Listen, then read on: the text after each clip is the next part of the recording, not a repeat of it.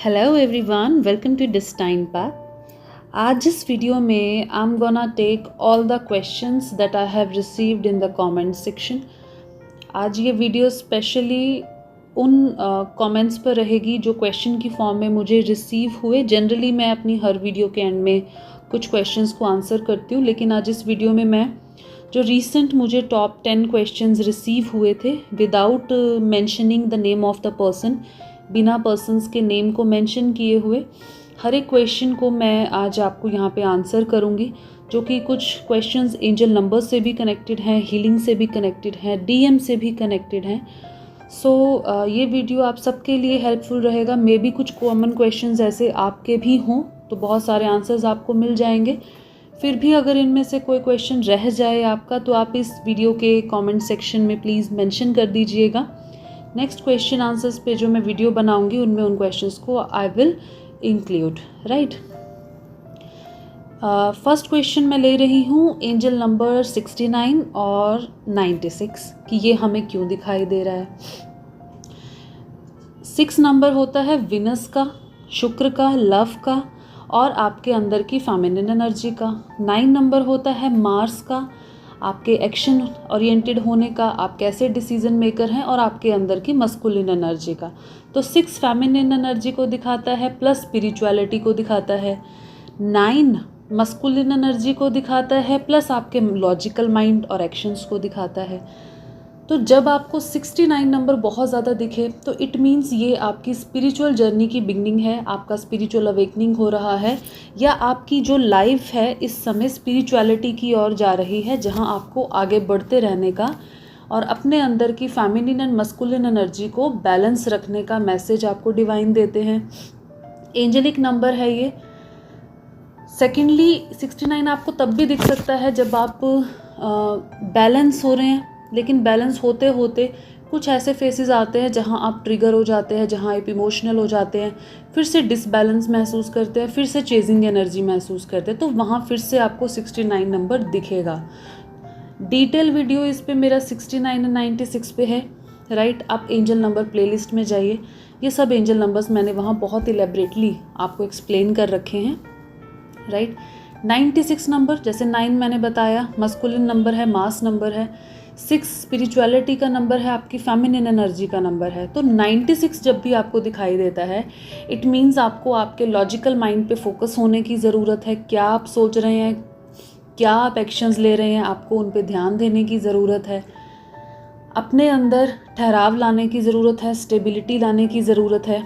लेकिन यहाँ मैं ये भी मेंशन करूँगी कि नंबर का जो मीनिंग है स्पिरिचुअल जर्नी की स्टेजेस के अकॉर्डिंग चेंज भी होता है। जैसे अगर आपको आपकी जर्नी के स्टार्टिंग में 69 दिखेगा, कुछ देर बाद जब आप अपनी फेमिनिन एनर्जी को बैलेंस करने लगते हैं तो 96 दिखता है कि now this is the time to take actions. आप खुद के लिए आगे बढ़िए, खुद के लॉजिकल माइंड को स्पेस दीजिए, राइट। अपने अंदर की मस्कुलिन एनर्जी को स्पेस दीजिए राइज होने का। लेकिन 96 आपको तब भी दिखाई देगा जब आपका हीलिंग बहुत ज़्यादा कंप्लीट हो जाता है, काफ़ी हद तक आप हील हो जाते हैं और आपके डीएम की जो है स्पिरिचुअल अवेकनिंग स्टार्ट हो जाती है। तो यहाँ पे नंबर्स के मीनिंग को डिकोड करते समय सबसे पहला रूल होता है कि आप ये देखो कि प्रेजेंट आपका सिचुएशन क्या है, क्या इस समय आप महसूस कर रहे हो। जब आप वो नंबर्स देख रहे हो तो उन दिनों में, उस मोमेंट्स पे क्या आप महसूस कर रहे हो, किस सिचुएशन में आप चल रहे हो, तो आपको नंबर डिकोड करना इजी हो जाएगा। सेकंड, चक्रास का टाइम, राइट, और चक्रास का आसन। देखिए, जो चक्रास होते हैं हमारे अंदर, ये केंद्र होते हैं हमारी एनर्जीज़ का, राइट। इनको जब भी हम एक्टिवेट करते हैं, हम हील करते हैं, हम चक्रा मेडिटेशन करते हैं या हम योगा आसनास करते हैं, मुद्रास करते हैं, तो उस समय जो चक्रास हैं ये ओपन होते हैं। जब ये ओपन होते हैं तो ये एनर्जीज़ को रिसीव करते हैं। इसलिए हमेशा जो चक्रास है इसका राइट टाइम ब्रह्म मुहूर्त से लेकर शाम को 7 बजे तक आपको इसको ख़त्म कर देना होता है। 7 बजे के बाद, सनसेट के बाद आप इसको आई रिकमेंड आप नहीं करिए, क्योंकि जब सूर्य अस्त होते हैं, राइट, तब हमारी जो है इमोशनल एनर्जीज, हमारे मून से रिलेटेड एनर्जीज जो है राइज अप होने लगती हैं। And you better know it कि डे का टाइम जो है एक बहुत पावरफुल होता है, स्ट्रेंथी होता है। जिस समय सूर्य होते हैं उस समय नेगेटिविटी का असर बहुत कम होता है।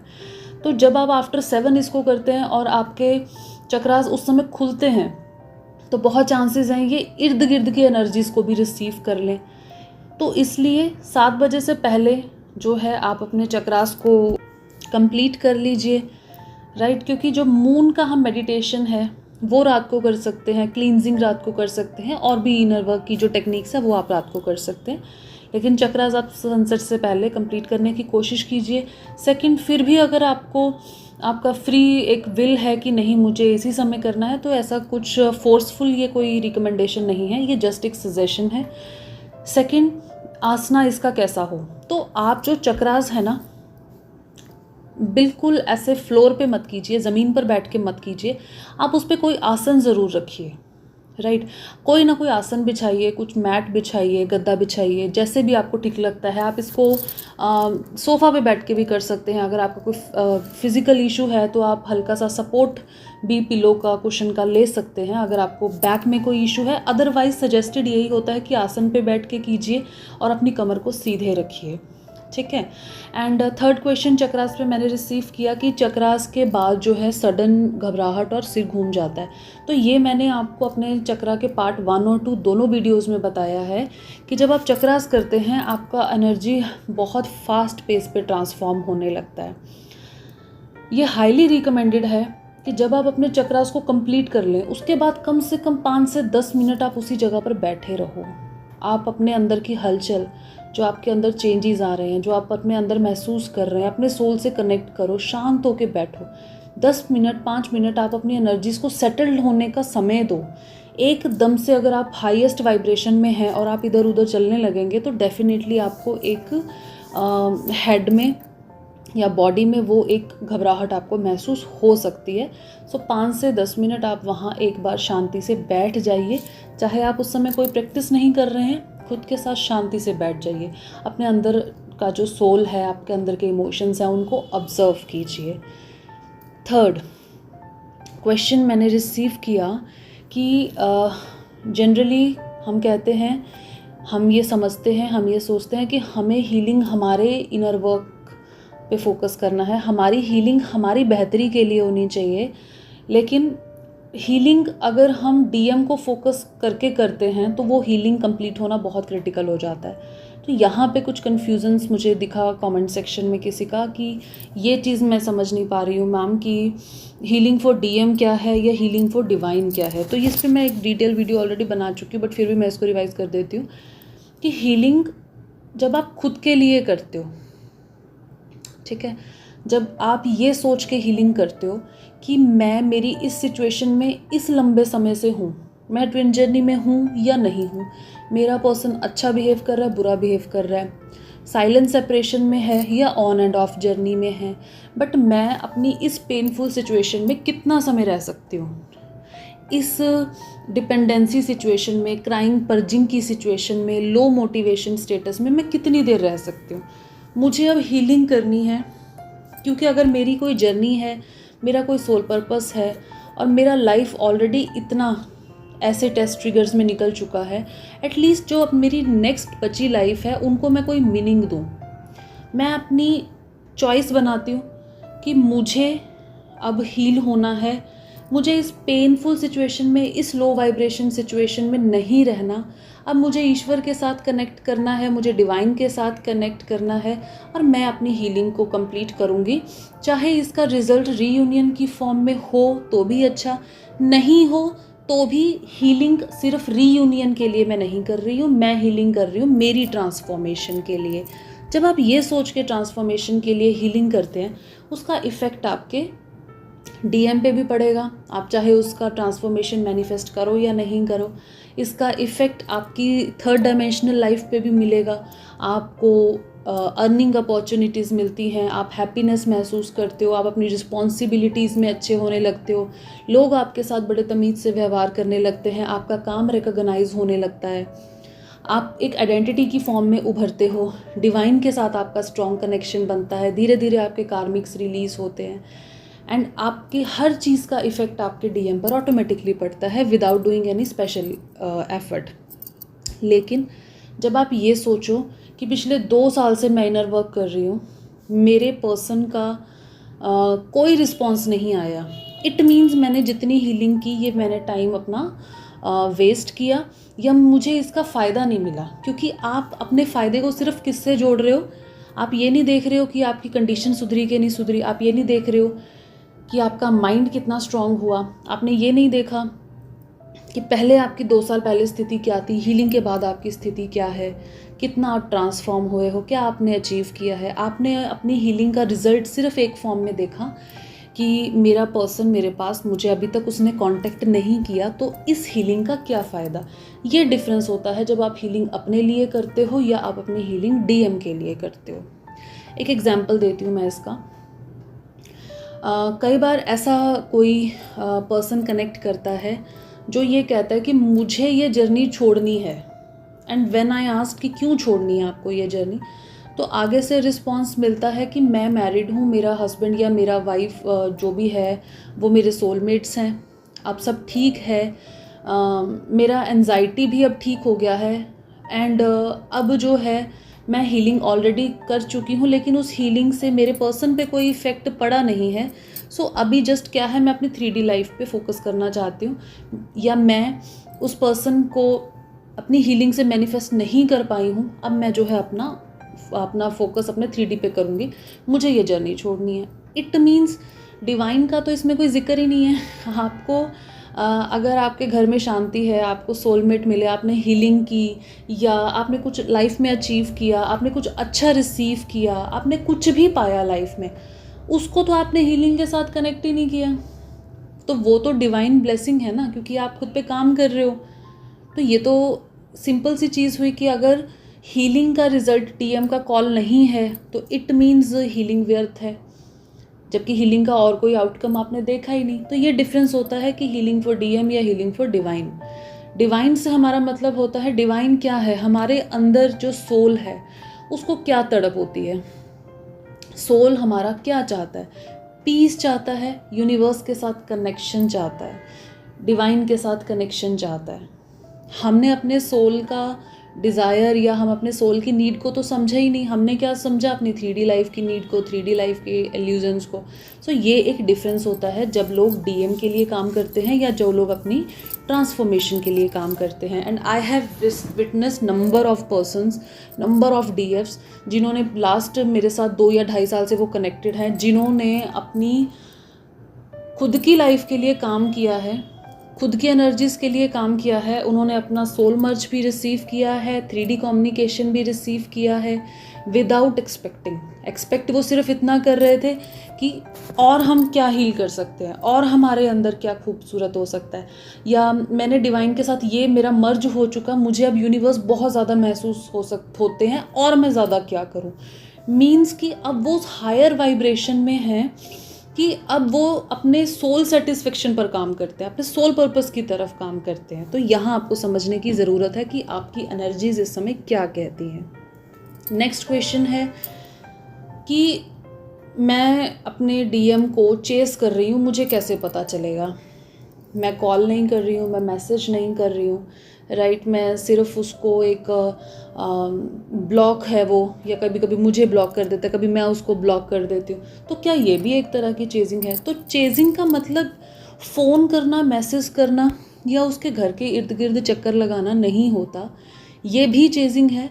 लेकिन अगर आपका माइंड हर समय एक लैकिंग की एनर्जी में रहता है, एक स्कार्सिटी की एनर्जी में रहता है, आपका माइंड हमेशा आपको ये चीज़ कहता है कि आप उसके साथ कम्युनिकेशन में नहीं हैं, या वो पर्सन आपके साथ एक कांटेक्ट में नहीं है, आप सेपरेशन में हो, मेरी उससे अभी भी बात नहीं हो रही है, मीन्स आप उसको महसूस नहीं कर रहे हो, आप उसकी फिजिकल प्रेजेंस के गैप को महसूस कर रहे हो, तो ये एक तरह की चीजिंग है। आप बार बार ये चीज़ देखते हो कि उसने कौन सी डीपी लगाई, उसका करंट ट्रेवलिंग स्टेटस क्या है, उसके हस्बैंड वाइफ या फैमिली के साथ क्या चल रहा है, ये भी तो चेजिंग है। हर सेकंड अगर आपकी आपका सबकॉन्शियस आपको ये चीज़ बता रहा है, या आपने अपने सबकॉन्शियस में ये चीज़ फील कर ली है कि हमारी बात नहीं होती है, वो मुझसे बात नहीं कर रहा है, वो मुझसे अभी भी बात नहीं कर रहा है, इट मीन्स कहीं ना कहीं एक लैकिंग की एनर्जी है, एक कमी की एनर्जी है कि सारा ध्यान उसी इंसान के इर्द गिर्द घूम रहा है। तो ये भी एक तरह की चेजिंग है। चेजिंग नहीं करना क्या है वो समझिए, आप उनको महसूस करिए। जब आपको उनकी याद आती है तो आपको माइंड में ये चीज़ नॉक नहीं करनी चाहिए कि मेरी उनसे बात ही नहीं हो रही है। आप ये समझिए कि आप एक जर्नी में हैं, वो अपने कर्मास रिसॉल्व कर रहे हैं, आप अपना काम कर रहे हैं।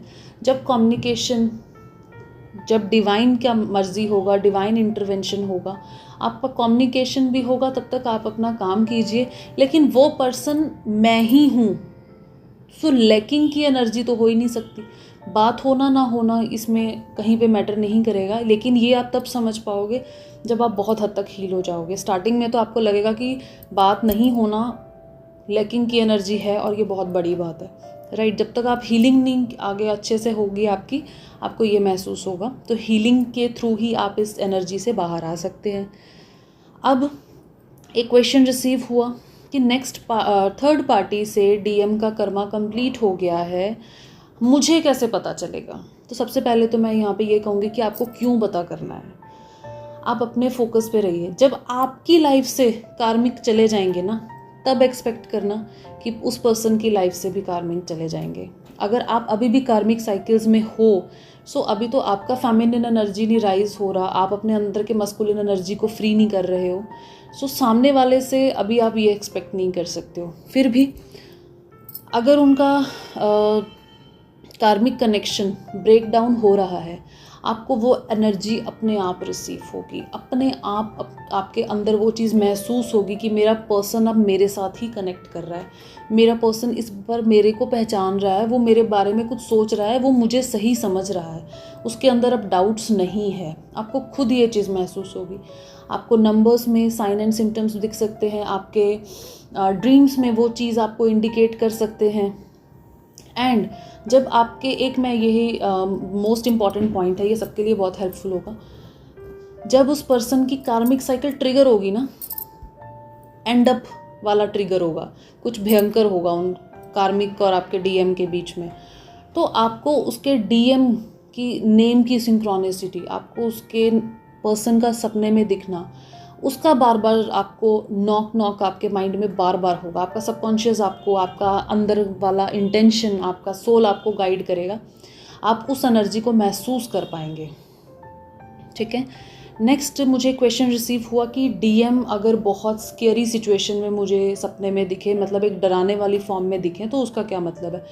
सबसे पहले तो डीएम अगर आपको नेगेटिव फॉर्म में दिख रहे हैं, किसी आपको डराने की फॉर्म में, कुछ स्कैरी है, कुछ हॉरर है, कुछ ऐसा है, तो सबसे पहले तो आप ये समझिए कि हो सकता है वो फेस आपके डीएम का हो, वो एनर्जी कोई और हो। क्योंकि मैक्सिमम ये होता है कि जब आपका सैक्रल चक्र बहुत ज़्यादा अनहील्ड होता है, ब्लॉक्ड होता है, आप पे जो भी सेक्सुअल अटैक्स होते हैं, कई बार वो सेक्सुअल अटैक्स आपके डीएम का फेस ले लेते हैं, कई बार वो फियरफुल जो है एनर्जी जो है आपके डीएम का चेहरा ले लेती है। तो यहाँ पे आपको समझने की ज़रूरत है कि क्या वो सच में आपके डीएम है या वो कोई और एनर्जी है जो आपके डीएम के रूप में आपको दिखाई दे रही है।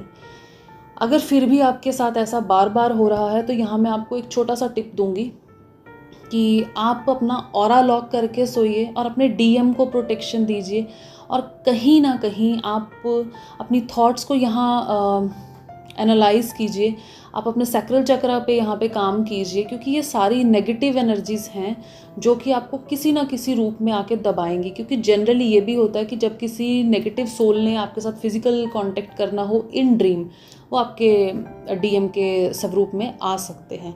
लेकिन अगर आप एक हील्ड सोल हैं तो आप पहचान जाएंगे, उस चीज़ को स्टॉप कर पाएंगे, अदरवाइज आप उस लूप में ट्रैप हो सकते हैं।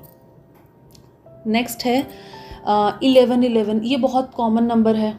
1111 is the number of your spiritual awakening, beginning of something new, है ना। तो 1111 पे भी मेरा वीडियो है, आप देख सकते हैं, समझ सकते हैं। तो 1111 आपको एक गेटवे बताता है कि आपकी स्पिरिचुअल अवेकनिंग चल रही है, आपकी लाइफ एक नई दिशा की ओर जा रही है। नेक्स्ट एंजल नंबर मुझसे पूछा गया 1010। 1010 का मतलब है आपको आपकी ज़िंदगी में स्पिरिचुअलिटी को भी बहुत इम्पोर्टेंस देनी है, अपनी लाइफ 3D लाइफ को भी इम्पोर्टेंस देनी है। आप सिर्फ स्पिरिचुअलिटी में लगकर अपनी रिस्पॉन्सिबिलिटी से नहीं भाग सकते, या सिर्फ आप अपने दिन भर के काम में लगे रहो, आप अपनी रिस्पॉन्सिबिलिटीज़ में, अपनी जॉब में लगे रहो, आप अपने थर्ड डायमेंशनल जो है ट्रैप्स में रहो और आप स्पिरिचुअल वर्क नहीं करो। तो ऐसा नहीं होना चाहिए। आपका जो टाइम है इक्वली सेग्रीगेट होना चाहिए कि आप कितना हीलिंग पे काम करोगे, कितना आप अपनी 3D पे काम करोगे, लेकिन दोनों चीज़ें आपकी बैलेंस होंगी, तभी आप 1010 की सिचुएशन को रिसीव करोगे। इसीलिए अंदर शिव शक्ति का मिलन हो पाएगा, राइट। लास्ट क्वेश्चन है कि क्या जो हस्बैंड है वो DM हो सकते हैं अगर आफ्टर मैरिज पता चले, तो क्या अवेकनिंग होगी और सेपरेशन होगा? तो डेफिनेटली कई बार मैरिज के बाद पता चलता है कि ये पर्सन मेरा DM है या ये पर्सन मेरा DF है, ट्विन फ्लेम जर्नी में हम लोग हैं। वो तब पता चलता है जब अच्छा खासा प्यार, अच्छी खासी अंडरस्टैंडिंग होने के बाद या काफ़ी साल निकल के बाद सडनली आप लोग एक दूसरे के अपोजिट होने लगते हो, आपके क्लैशेस होने लगते हैं, कॉन्फ्लिक्ट्स होने लगते हैं, वो एक अलग रोल प्ले करने लगते हैं, आप एक अलग लोनलीनेस में आ जाते हैं। तो यहाँ पे सबसे पहले तो मैं सजेस्ट करूँगी कि आप अपनी जर्नी को कंफर्म कीजिए कि क्या आप एक ट्विन फ्लेम जर्नी में हैं। अपने ड्रीम्स को, अपने नंबर्स को, अपनी इंट्यूशन को, डिवाइन गाइडेंस को, किसी चीज़ को इग्नोर मत कीजिए। हर चीज़ के थ्रू मध्य से आप एनालाइज़ कीजिए कि क्या आप इस जर्नी में हैं, और अगर आप इस जर्नी में होंगे तो आपका अवेकनिंग हो रहा है या अब आप सेपरेशन फेस की ओर जा रहे हो। आफ्टर कंफर्मेशन आप उस गाइडेंस को फॉलो कीजिए ताकि आपके जो घर का पीस है वो भी बना रहे, और अगर आप इस जर्नी में हैं तो आप उस पर भी चल पाएँ। तो ये सब क्वेश्चंस थे जो मैंने रिसीव किए और कोशिश की कि आपको आंसर कर पाऊँ। इसके अलावा भी अगर आपके कुछ क्वेश्चंस हो, आप इसी वीडियो के कमेंट सेक्शन में मुझे मेंशन कर दीजिए। नेक्स्ट वीडियो में मैं उन क्वेश्चंस को आंसर करने की पूरी कोशिश करूँगी। तब तक आप अपना ध्यान रखिए। बहुत सारा प्यार एंड बहुत सारा ग्रैटिट्यूड।